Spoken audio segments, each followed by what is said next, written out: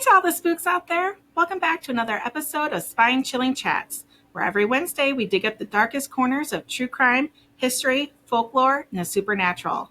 I'm Ange. And I'm Amanda. We're going to try something new for our second year of the podcast. Last year we tried to focus on serial killers who were born in that month or cases that happened in that month for the most part. We thought it might be fun to change it up, and since Amanda covered Nanny Doss last week and she was born in Alabama, we do a different state each month to focus on. So today we're heading back down to Sweet Home, Alabama, but not for the fried green tomatoes or front porch gossip. Nope, we're digging into UFO and alien sightings that have been freaking folks out in the heart of Dixie for decades. We're talking flying saucers before it was cool, strange beings popping up in the middle of nowhere, and encounters that go all the way back to the 1940s. Apparently, Alabama's not just rolling tide, it's been rolling with aliens for years. So whether you're a believer, a skeptic, or just here for the spooky southern stories, buckle up, because these sightings might just have you grabbing that roll of aluminum foil and crafting your own hat. Get comfy, strap down your cows, and whatever you do, don't follow the lights into the woods. This is Spine Chilling Chats. Aliens in Alabama. Aliens. Aliens! Yay! You know, do you believe in aliens? I believe in aliens. You believe in aliens, but you're skeptical about ghosts. Yes, well, it's too vast. Too vast of a atmosphere. Universe, yeah. But even bigger than the universe, because there's multiple universes. Yes. I believe there's other forms of life out there. We cannot scientifically be the only ones. No. Like, it's not probable. And did you hear about, during COVID, they announced aliens and alien UFO sightings? Yeah, nobody paid attention because of COVID. Yeah. So, yeah, I think so, too. I think that there are they necessarily little green men? No, but some sort of life out there, yes. Whether it's a very teeny tiny algae-ish kind of plant life growing, or what if we're like Horton Hears a Who? We very might well be. Like, it's mind-boggling when you think about how huge space is. Yes. Like, it's enormous. And multiple universes and multiple planets. And did you see that? I don't know if it's true or not, but on Facebook I saw this thing that's like another Earth. I can't remember, but let's say it's like 6 times the size of Earth, and it's supposedly habitable. But it would take like too many light years away. Yes, where we would never reach it. Like our grandchildren's grandchildren. Like the generation would be gone. Yeah, it would be. Yeah, that's like the movie Passengers. Yeah. Which is a good movie. It is. Oh, it didn't get a lot of good reviews, but I liked it. I liked it a lot. Yeah. So, okay. Anywho, we're starting way back on July 24th, 1948, when Chief Pilot Clarence Chiles and co-pilot John Whitted were flying at 5,000 feet altitude in an Eastern Airline Douglas DC-3 near Montgomery, Alabama. It was the middle of the night and the sky was dark, but clear because it was just 4 days after the full moon, so it was still nice and bright. And it was shining brightly through the scattered clouds. Around 2:45 in the morning, Clarence saw a dull red glow above and ahead of the aircraft. He thought it was an Army jet at first, telling John, "Look, here comes a new Army jet job." But the object sped towards their plane in only seconds. Both of the men later claimed that they saw the object fly past the right side of their plane at a super speed before it pulled, and this is quote, up with a tremendous burst of flame out of its rear and zoomed up into the clouds. Like, I wish I would see something like this. Yeah, me too. The entire interaction took only 10 to 15 seconds. The men both agreed that the object didn't have any wings and seemed to have 2 rows of windows that glowed very brightly, or as brilliant as a magnesium flare, which magnesium burns super bright. Mm-hmm. The object was about 100 feet long and 23 to 30 feet in diameter. It was a torpedo or cigar shape with flames coming out of its tail. Only one passenger in the plane saw anything unusual. C.L. McKelvey reported seeing a bright streak of light that flashed by his window. That was the one passenger.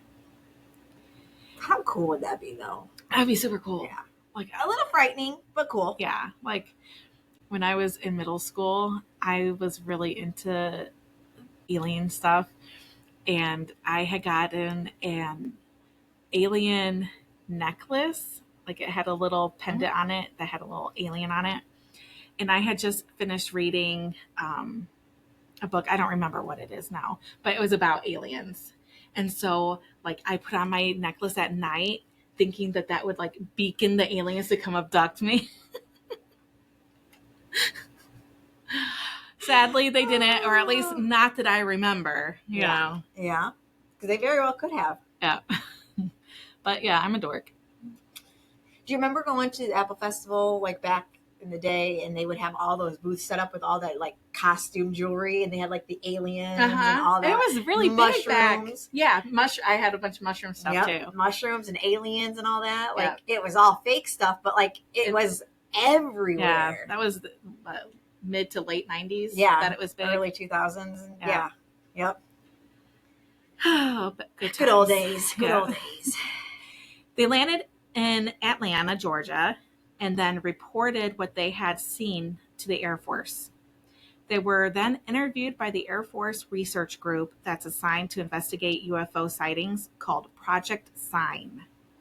The research group did find some discrepancies between John and Clarence's stories.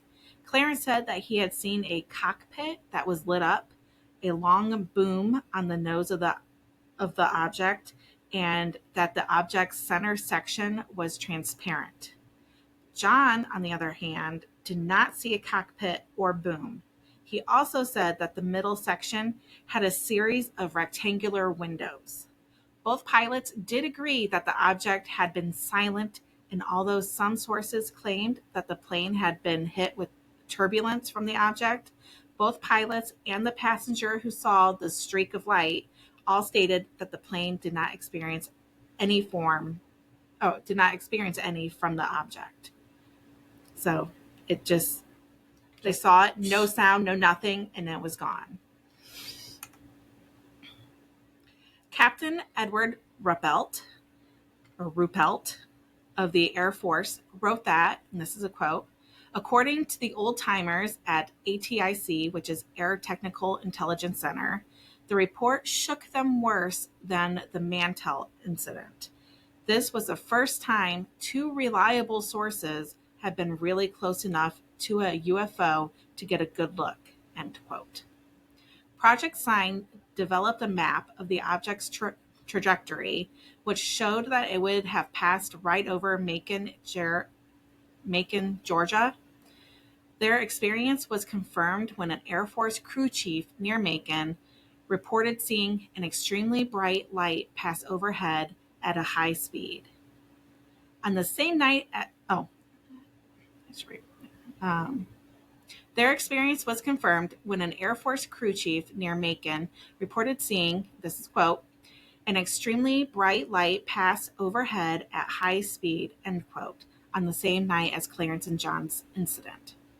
Because of Clarence and John's incident and earlier sightings that happened in 1947 and 1948, Project Sign's members decided to send an estimate of the situation to Hoyt S. Vandenberg, who was the Air Force Chief of Staff. It was a super thick document with a black cover. It had the words, "Top Secret," stamped on the front. The conclusion from Project Sign was that UFOs were interplanetary. So they saw this outside in real life. Do you think, and I don't know if you'll cover this or not, do you think that it was picked up on their radar at the station? What do they call the station? It didn't mention that it was like, because you would think that it would pick something up, on their little screen. Yeah. No, it didn't mention that at all. At the tower. But this was, again, 1948. I don't know how technical it was. Yeah, like how good they could pick up stuff back then. That's true. I mean, they might. I have no idea. Okay. Just curious. General Vandenberg had a different feeling about the estimate of the situation in October of 1948 and rejected the report, stating that the report's evidence was insufficient to support its conclusions. J. Allen Hynek, who is a scientific consultant to the Project Sign and an astronomer at Ohio State, concluded that the two pilots had actually only seen a brief passage of a meteor. Okay, meteors, unless they hit something, they are straight. They don't come up and then go. You know what I mean? Yeah. And I think you would be able to tell a difference between a plane-like object and a rock hurtling past you. Yeah. Like, I think you'd be able to tell the difference. But again, I don't know. I've never seen either in person, so. No. So who are we to judge? Yeah. Hynek also noted that the flaming tail and sudden disappearance were consistent with the brief passage of a meteor, that a large amount of bright meteors had been observed by amateur astronomers on the night of July 23rd through 24th. Hynek got a little smart with his conclusion on the rectangular windows in cockpit, writing that, quote, "It will have to be left to the psychologists to tell us whether the immediate trail of a bright meteor could produce the subjective impressions of a ship with lighted windows," end quote. Even though an officer of Project Sign disagreed with Hynek's explanation, arguing that, quote, "It is obvious that this object was not a meteor," end quote, and that the object should remain labeled as unidentified. Later, researchers supported Hynek's conclusion, so saying that it's just a meteor. AKA UFO, unidentified flying object. But Hynek's the one that says that it's not. It should remain labeled as unidentified, is what I'm saying. Like, it should. Yeah. Harvard astronomer and known UFO skeptic Donald Menzel noted that July 24th falls into a period of greatly increased meteor activity when the Earth is moving through the Aquarid streams. The reports from amateur astronomers for the southeast for July 24th have particular interest for the Chiles-Whitted case. One observer in Alabama counted 15 meteors in 1 hour's watching on the night of July 24th. 2 days after the Chiles-Whitted sighting, a huge fireball flashed over North Carolina and Tennessee.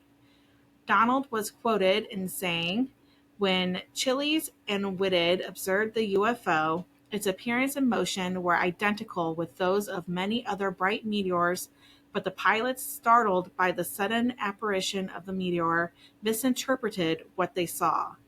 There can be no doubt that Chiles and Whitted misinterpreted the appearance of an unusually bright meteor. Its body glowing to white and blue incandescents, shooting off flaming gases, the exhaust, and vaporizing from the friction of the atmosphere." So my other question real quick is, they're within the Earth's atmosphere. And if a meteor enters that atmosphere, it's coming to Earth. It's not shooting back up to outer space. Right. It's going to, so like, it's a downward trajectory. It a meteor? And if it was a meteor, it's coming down, it's going to hit Earth, and they're going to investigate it. So if there was nothing that hit Earth and they didn't investigate it, how could it have been a meteor? Exactly. You can't fool us. No. Yeah. We're too smart for government. You. Nice cover up, though. Yeah, nice try. In 1959, another pilot described a fiery object closely matching the description of the object seen by Clarence and John, but the pilot eventually recognized it to be just a brilliant meteor. Sure. Like he got some shush money. Another known UFO skeptic, Philip Klaus, agreed that the most logical explanation was a meteor, writing that the original Project Sign conclusion that the object was an actual interplanetary spacecraft was, quote, grossly in error, end quote. You're grossly wrong. Yeah. Clarence and John were interviewed in the 1960s by prominent ufologist and physicist at the University of Arizona, James E. McDonald, and concluded that they had not seen a meteor because, they saw it. They know what the fuck they saw. Right. Quit trying to, what do you call it? Dismiss them. Yeah. Belittle them. Belittle? Dismiss them or gaslight them. Yeah. Jerks. Ufologists. Yeah. What the fuck is a I don't know. That's what I was going to ask you. Well, as somebody that studies UFOs, but I didn't know there was an actual technical name. Yeah. I want to be a ufologist. The United States Air Force, based on the analysis of J. Allen Hynek, Donald Menzel, and others in 1959, labeled the Chili's-Whitted incident as having been caused by a fireball-type meteor. So that was the end of that one. Their end classification is a meteor. Is a meteor, but yet there was no record of any meteor crashing into Earth, and magically back in the 40s, the meteors can enter Earth's atmosphere and then shoot back out. Yeah. So if you're scared of meteor hitting Earth, just think of this. Don't worry, yeah. Because it'll just shoot back out to outer space. No worries. So this next one is from a Reddit post that happened sometime in the mid-1969, 1970 in central Alabama, written by Reddit user BrightStar912. So kind of an interesting story from my dad that happened in the 1960s in Tuscaloosa County, Alabama. My uncle had been seeing UFO sightings for quite a few months from the summer of 1969 to the summer of 1970. Now for him, this wouldn't exactly be unheard of because he was fond of shrooms back then. But anyway, he had reported seeing a disc-shaped flying object surrounded by lights that would fly over the lakes, usually appearing not long after all the dogs in the neighborhood began barking like crazy. Now, if it was just my uncle, I would chalk this up to him tripping on shrooms. But one night was different. This night, he went out with my father, my grandmother, and a friend of theirs, and her mother. This night, my dad told me they all saw the same disc-shaped object surrounded by lights as it slowly floated over the water of the lake. It never seemed to disturb the water itself, even though it was only a few feet above it. It was silent as it moved before hovering higher into the air and flying away. Worth noting that no mind-altering drugs were used at this event. Before it flew away, however, my uncle attempted to get its attention by jumping on the car and waving a flashlight in the air, yelling, "Land here! Land here!" I love your uncle. I could just picture that. Yeah. I think we all have that kind of uncle somewhere in our family. Yes. Yours is Uncle V. Uncle V. I was just going to say that. Yep. Much to the horror of the ladies present, my dad never saw them again, but my uncle saw it a few more times before the sighting stopped later that year. Has anyone else from the Tuscaloosa, Jefferson County area ever seen UFOs or heard of these sightings from anyone else? So that many people saw the same thing. Right. It's so hard to discredit it. Yes. Like, I agree. Unless it's some sort of, but it said that it never disturbed the water. I was going to say, so maybe if there's some sort of like government base underneath, they can flood. But you would see it disturb the water. Yeah. We're not that advanced to where we can just... Especially back in the 60s. Yeah. No, I think like it is so... I feel like aliens or alternate life forms out there are so advanced that they could make these objects without disturbing anything. Yeah, we're just not to that point here So yeah, how else would you explain it? It couldn't be a helicopter. It can't No. be a plane. It can't be. There weren't really drones back then, and if there were, No. they would disturb the water. Yeah, So like, what else could it be? exactly. Exactly. From there, we jump to 1973. A police chief in a small North Alabama town called Falkville, Falkville. took a photo of what. Now, this one I have a hard time believing because I Okay. saw the picture, which Oh, I'll okay. post too. And I don't know. I don't know if I believe this one. But he took a photo of what he thought was an alien being. That October, Falkville Police Chief Jeff Greenhaw responded to a call from a woman who was excited as she reported seeing something strange.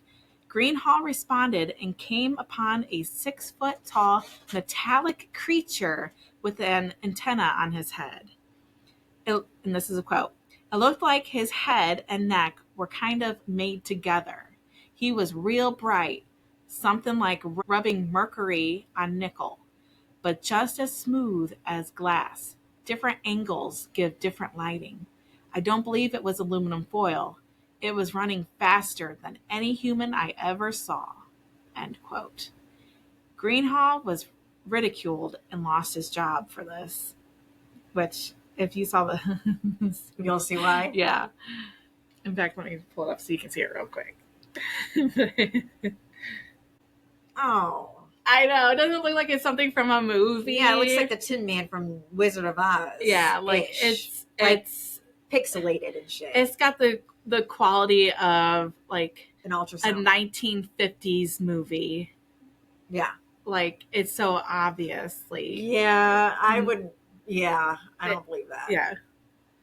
Many people believed someone had played a prank on the chief. However, the photo he snapped on the creature that night can be seen in books on alien life. It's no signs, y'all. No. I'll tell you that. It's like Jeepers Creepers, where you can see the zipper in the back. Oh my god, yeah. Or Creature from the Black Lagoon. Lagoon. Yeah, something like that. You know, it's got that quality of costume look. It kind of is like, to me, it kind of resembles like an X-ray or an ultrasound, and it's so grainy. It just looks like a guy in a suit. Yeah, and they reverted the colors. Yeah. So instead of it being a black suit, it looks like a white suit. Yeah. And one evening in April of 1975, near Ryan Mountain in Alabama, a 3-foot ball of fire dropped into the road several feet in front of John Womack's car.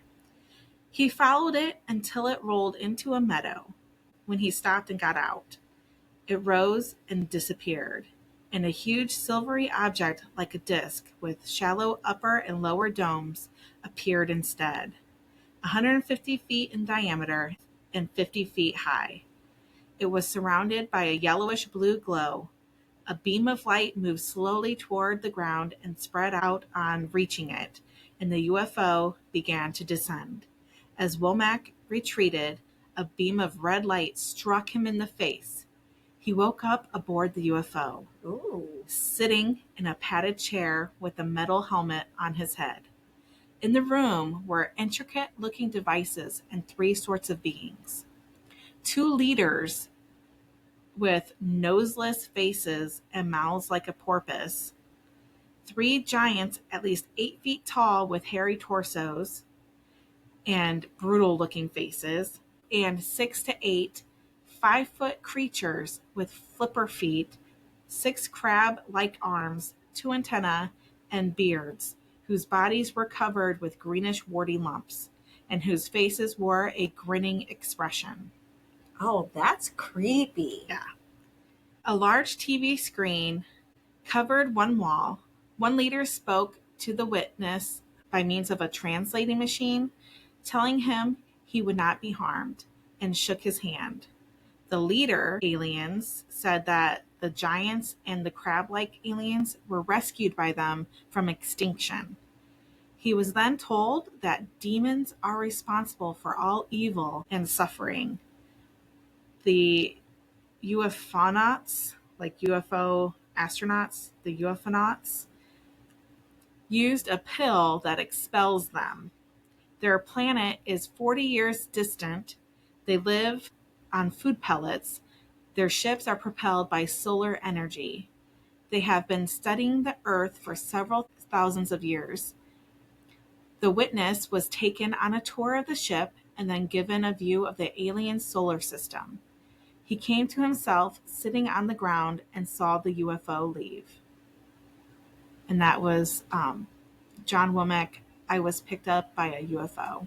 Okay. So what do you think about that one? I think it's bullshit. I think he embellished. I'm not saying that it didn't happen. I'm saying it didn't happen. But I'm not saying it didn't happen. But the way he described the aliens, there's too many different.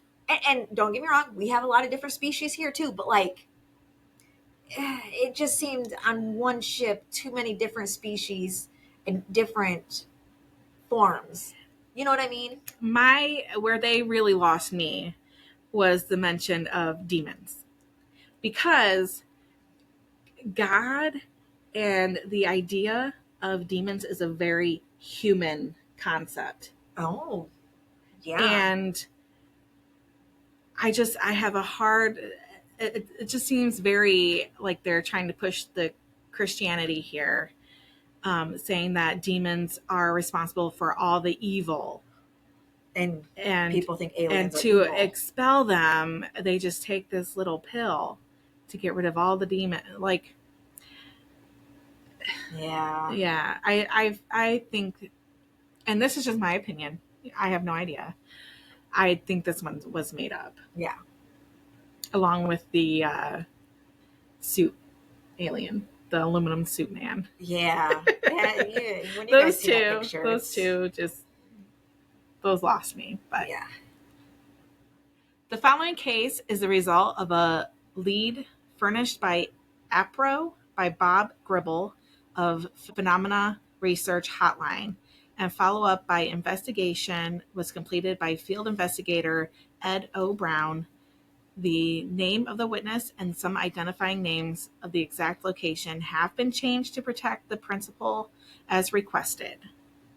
So Mrs. Pat Norris, who was 28, lives with her husband, Carl, and 3 children in the suburb of Mobile, Alabama. On the evening of February 3rd, 1983, she had visited a friend in Mobile, and when the friend's husband arrived from work, Mrs. Norris left. I keep Mrs. Norris, it makes me think of the cat, Filch's cat in Harry Potter. Oh. Mrs. Norris. Yep. And headed home on Highway 90. She had turned off the highway, and after about 90 minutes ride from her home, she heard an explosion. At this point, her car began to vibrate and continued to do so, making it difficult for her to steer. She navigated another turn off the road she was on, brought the car to a halt, opened the car door, and leaned out and down and looked to ascertain if the transmission could have been causing the trouble. It had not. Mrs. Norris continued driving, and the vibrating stopped. She executed another turn onto another road and saw that the woods ahead were brilliantly illuminated. At first, she thought that there was a helicopter search in progress because of the lights and was very frightened. She again stopped the car, and at this point sighted a huge object about half a mile west of her. She now feels the explosion she had heard earlier was the object coming down over a clay and gravel pit in the vicinity. The thing was huge, later estimated to be 7 to 8 stories, which is 70 to 80 feet high, and 6 telephone poles, or about 210 feet wide, and appeared to be moving toward her at 4 to 5 miles per hour. The evening had been clear and cool, and she had driven with the car windows closed. After the explosion, she noted a chopping wind, a high-pitched sound, and a roaring sound, as well as the vibration. She particularly noted the whipping of the wind like a tornado. When the object reached a point fairly close, it stopped, and all of the noise stopped. It was completely silent, and Mrs. Norris lost all of the fear she had felt before. She then got out of the car to get a better look. She strained to take in every detail, feeling like a child with unbelievable happiness. Mr. Norris said that although Pat told him of her sighting after it happened, he didn't realize how important it was to her until she started checking books out of the local library pertaining to UFOs and related subjects. She estimates the time duration of the sighting as 5 minutes. As the craft appeared, Mrs. Norris's attention was drawn to the top deck with a long window, which she estimates was 53 feet, and through which she viewed 20 to 30 persons, apparently oblivious to her presence, walking about as if they were changing shift. The wall behind them was curved and white. There were no instruments. The people did not give the appearance of looking out. The beings were pale-skinned, dressed in a white one-piece suit. She judged them to be about our height, 5 feet 10, quite slender, but with chests larger than ours. The top of the head more prominent, no hair, and having the lower half only of ears similar to our own. She noted nothing out of the ordinary about the eyes. What did draw her attention was the great grace of their movements. The atmosphere seemed sterile. Below this top deck window was an opaque window. The area around it was all white. This window was in sections and was an inset. The glass was tinted. Below the center of the craft, a door was closing from right to left. And there's a drawing I'll show a picture of. And she looked onto a street that was dark as if made of asphalt or possible concrete. Off to the side of this street was tubular rectangular equipment. All across the craft she saw rivets and portholes. She said she could see the portholes inside out as she peered into the craft. She saw some construction that included huge I-beams like they put ships together with, and beams holding the glass in there. The bottom side was tiered upwards. The construction reminds her of a ship or submarine. She said it seemed possible, very likely, it could have been constructed here on Earth. The very bottom of the craft was formed into a cross made with 1-foot square mirrors, and an observation deck hung down and around the bottom with beings in it. In this case, unlike the top deck, the people were peering out, while overhead she heard a very low-pitched but clearly audible, almost like a growl, announcing coming from the area of the observation deck now closest to her. Mrs. Norris said she believes they didn't realize she was there until directly over her position. As drawn, she saw 4 pipes projecting 6 to 8 feet out from the craft, set in 3 or 4 foot square boxes. They had a hollow flange on the end, like a tank cannon, and she believes it looked like a weapon. The craft took a southerly turn as it went on from where she was parked. She said it was staying in the wooded area and did not cross Highway 90 again. Possibly it was doubling back towards Irvington and Pascagoula.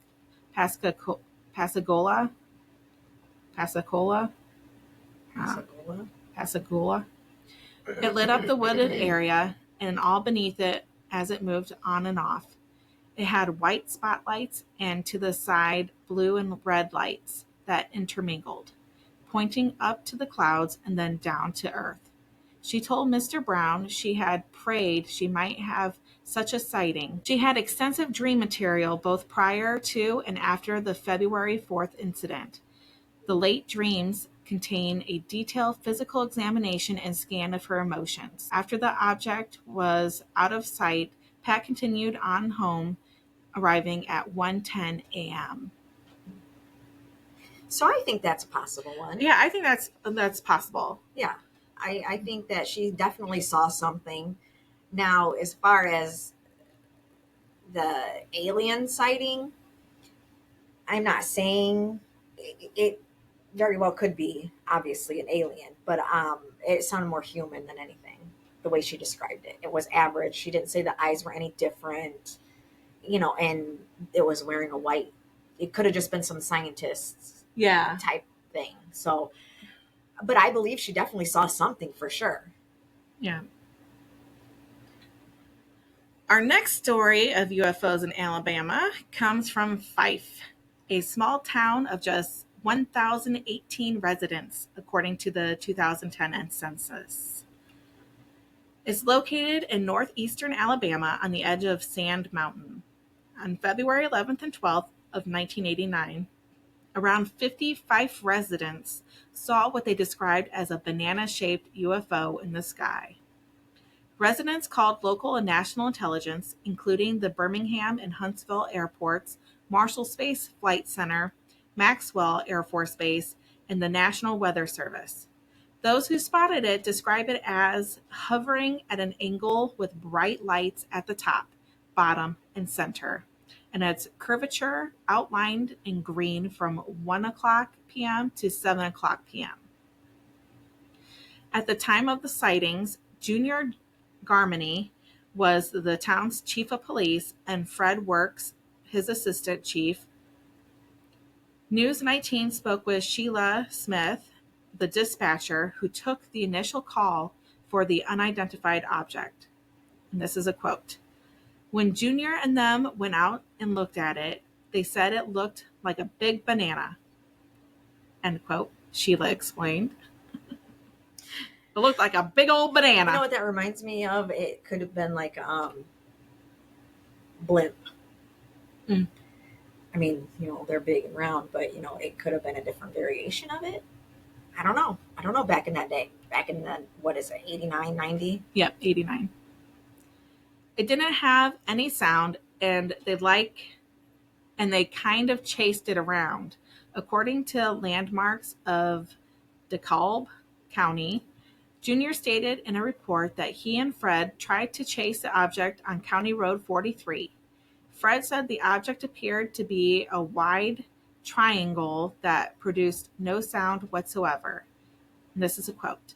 What I saw the first time was like nothing I ever saw before, Junior stated after the sighting. It was not a helicopter. It was not a plane. Not a sound. Sheila, who spent 14 years as a dispatcher with Fife Police, said the object caused an uproar in the town, with news cameras and salesmen making banana-shaped earrings descending on Fife. Over the next few days, as many as 4,000 tourists and more than 100 news organizations overran Fife. Their town is a little over 1,000 people, and they got 4,000 tourists coming in. That's got to be a tight fit. After a witness described the craft as banana-shaped, an entrepreneur began selling T-shirts with a banana-shaped object on the front with the words, "I survived the Fife UFO." For a while, residents of Fife enjoyed the notoriety, but soon the tourists and jokes grew tiresome. As the Tuscaloosa News reported February 17, 1989, under the headline, "Fife Police Chief Aide Tired of UFO Jokes." After a few years, however, the town realized the lure of its history and began hosting the Fife UFO Days Festival each August, featuring hot air balloons, arts and crafts, games, a street dance, live entertainment, and more. So what do you think of that one? I mean, there was 50 people that saw this same thing, banana-shaped object. But at the same time, nobody seemed scared. All they said was banana-shaped, no sound, no light, right? Yeah, there wasn't any more detail to it. But back then, in the 70s and 80s is when the blimps, or what are those things called, the Zephyr or whatever, it became popular, so I'm on the fence about that one. Yeah. This is a sighting from two women who were just sitting on their deck enjoying the nice summer night. This is a quote. I live in Boaz, Alabama at the time of the incident. It was July 5th, 2014 at 10:25 p.m. I checked my watch. My friend and I were sitting on the deck drinking coffee. She said, "Look!" I looked up in time to see a rectangular shaped object with lights circling around it, changing colors. We kept saying, "What is that?" It briefly went totally dark and then reappeared, moving toward her property. Her house is situated at an elevation of 1,053 feet above sea level, according to my phone. There is a very steep drop off at the edge of her lawn, which is heavily wooded all the way down the mountain.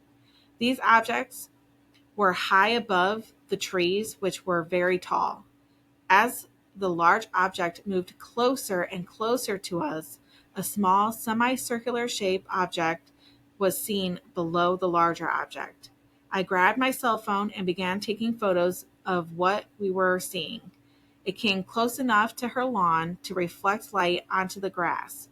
Then the semicircular shaped object straightened itself out and flew at a speed I've never seen anything move outside of our sight behind trees. The large object began getting very bright, with almost fiery-looking lights shooting out of the ring where the multicolored lights were first observed. We watched it for what seemed like a short period of time, but we later realized we had been out there watching for about an hour and a half. I have no direct memory of the object leaving or blinking out, but it was just gone.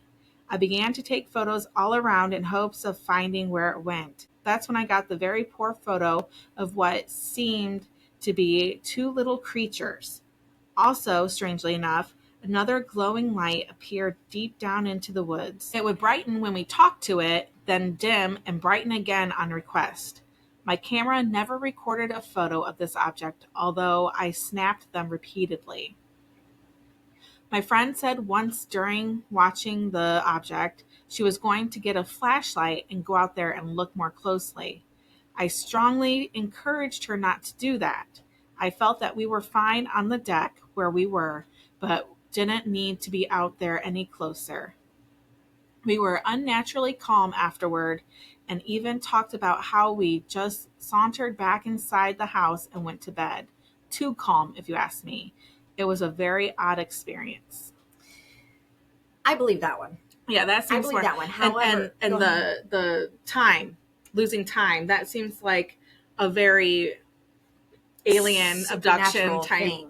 Yeah, like you're just and not remembering it leaving, just it was just gone. And you were like, I don't even kind of remember the experience. Like, I remember it, but I don't remember it. Like, I believe that one. However, my skepticism is pictures. Why is every single picture always a grainy, not good picture? They don't have superpowers to make it be like, your phone's not going to work.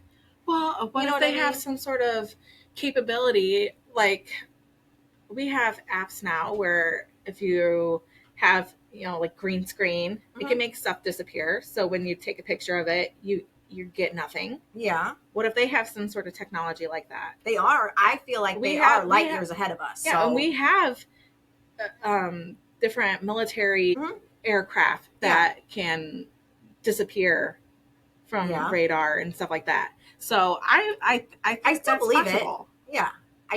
I have a hard time believing pictures. Like, if it was there, why can't you get it's freaking 2014. Granted, the phones weren't amazing. Yeah. But you should have got a good enough picture. But I still believe it. I do. Yeah. This is a Reddit story posted by Jackfish2800 just 7 months ago. UFO sighting at 3 a.m. to 3:30 a.m. in the Spring Hill area of Mobile, Alabama. And there is a video of this that I'll post in the link to in the bottom of the show notes. So if you'd like to see it yourself, you can. So Jackfish2800 starts, for background, Was walking outside to bring some stuff to my front yard for the neighborhood haunted house on Halloween. Ooh. Yeah. Wife and daughter are at the Taylor Swift concert, and I have been sick all weekend. I'm not a Swiftie. I am. She's a secret. I'm a closet Swiftie. So, you know how she calls me one day. Let's just say this. She calls me one day or texts me one day and she says, I was looking through my Spotify and I noticed I have a lot of Taylor Swift. No. It was the Spotify end of year recap. Okay. So it shows you all of the things that you're like top listened to channels, top listened artists, songs. And all of my top listened to was Taylor Swift. And I'm like... She texted me and was like, I think I'm a closet Swiftie. I'm a Swiftie.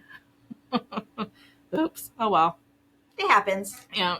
She's got some good songs, don't get me wrong, but I just don't dig her. She's catchy. I like her. Okay, anyway. Okay, he had been sick all weekend, so they were way behind schedule. The steroid shot they gave me amped me up, so I'm trying to make good use of my free time. Something in the sky caught my eyes at exactly 3 o'clock a.m. It appeared as I was looking south-southeast at an elevation that seemed slightly higher than commercial aircraft. We have 2 airports close by. What grabbed my attention was the extremely erratic motion. It shot in a zigzag pattern southwest, then stopped, then shot back and forth at apparent high rates of speed using almost 90-degree angles. And at this point, I didn't give a shit who believes this, but I've seen a ton of these little things that I now refer to as my little buddies, and I know they can sense whenever I'm looking at them. It looked like two tried to zip off behind these huge oaks, but then I spotted it and it stopped. I didn't have my phone, so I ran in to get it, and literally when I videoed it, it didn't move much when I stopped. It zipped around occasionally, blinking out. So it was very active until he started recording it, and then it stopped. And when he stopped recording, it started moving a lot again. Typical. Yeah. It went in all 4 directions. It moved just like you move your cursor with your mouse, is the best way I can describe it. Then the little bastard parked right above me. This started making me nervous as it appeared to get closer too. The photos and videos I have a ton are different from what I saw with naked eye. It appears to be more tic-tac looking. I couldn't find binoculars in time, but it looked kind of like a flying rod or barbell, maybe. It was emitting a pulsing like light that varied in intensity and frequency.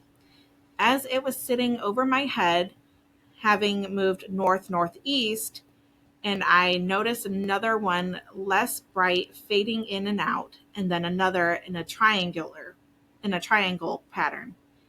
That one was definitely coming toward me and definitely fading in and out. It was less bright and looked different.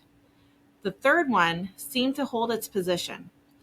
At this point, my neck is killing me from looking up. Laminectomy surgery last year. So he had some sort of neck surgery, I'm assuming. And I am tired of looking at them, looking at me, whatever. Rinse cycle, repeat again. So I go to look for binoculars again, and by the time I get out was 3:15. Can't see them. If you Google Earth Spring Hill College in Mobile and use that as your reference, you should be perfect. It's 2 blocks away. It was a cool, clear night with light pollution being a major issue. I didn't run the traps on flights, SpaceX, space station, satellites, but none of them can move anything like that. Also, was definitely not a Chinese lantern or lightning, as we are in a drought, no rain or thunderstorms in a month, and you would be arrested on the spot if you let off Chinese lanterns now. Which those are bad anyways. You shouldn't light Chinese lanterns. Mm-hmm. Or let go of balloons. Yeah, don't let... Yeah. I know people are trying to remember people, and I get There's it. other ways. There's other ways. Balloons hurt animals. Yep. And it's polluting our planet. Because it just floats off until it hits something, and then it's stuck. And then an animal tries to eat it. And then they die. And then they die. We don't want that. We're pro animals around here. Yeah. Certain ones. No, I don't think even the meanest ones, I don't think I'd want to kill them. Just let them go live their life. They're not bothering me. I'm not big on spiders. No. Yeah. Not a balloon, as a minimum breeze and the wind isn't blowing all 4 directions. I have zero explanation. Nothing, and I mean nothing, should move like that. It was all the variables, so I am posting. Total visibility, time, 15 minutes. Direction, it went north, south, east, west. Stopped, seemed to kind of flow or bounce around. Fade out, zip around at right angles, you name it. Its final direction after sitting right over me was north-northwest. The one that came in closer came from north-northeast, I think. It turned off its lights or something as it started coming towards me, but I could still see it moving towards me against background of stars. Perfectly black. I have no idea how close it got, but it didn't bother my pit bull, so it had to be in the thousands of yards. No sound. Oh, and all the animals shut up. Barn owls were steady when I went outside, and some insect sounds, that all stopped.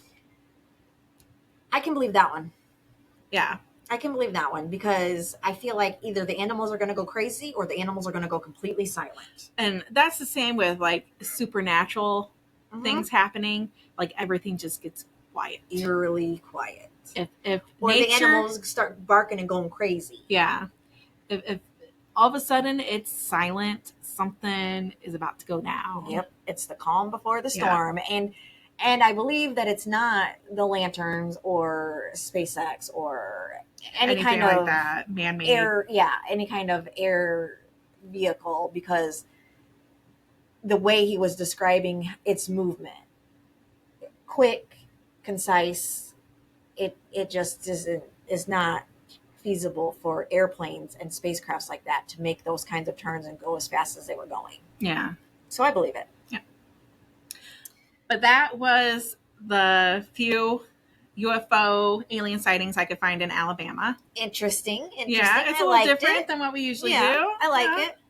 So let us know if you enjoy stuff like this and we can do more, or if you have any suggestions, you can send them in to us at spinechillingchatspodcast@gmail.com. Or you can go onto our website, www.spine-chillingchatspodcast.com, and submit them online there.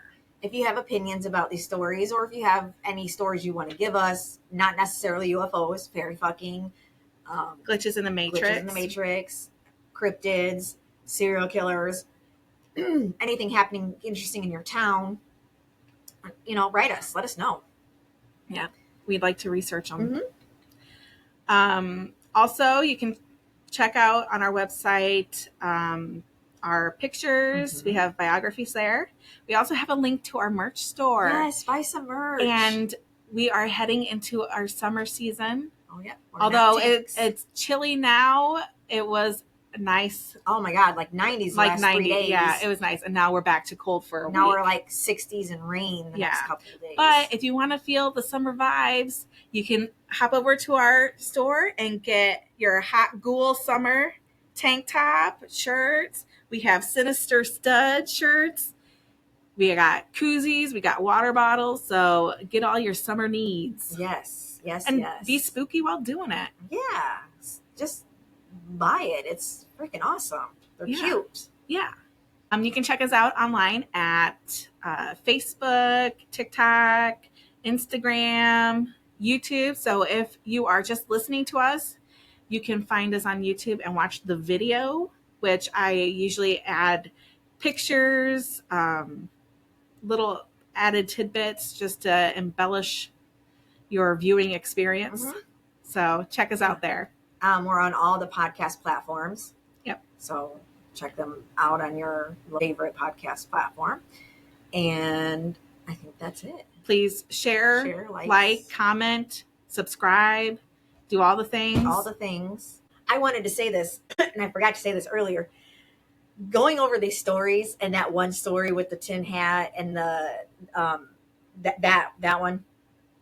Before I saw the picture, the thing that popped in my head was the movie Signs, and how he was sitting there with the fucking tinfoil hat on. Yeah. And he saw the alien walk by, but the alien is fucking creepy in Signs. Like, I can't.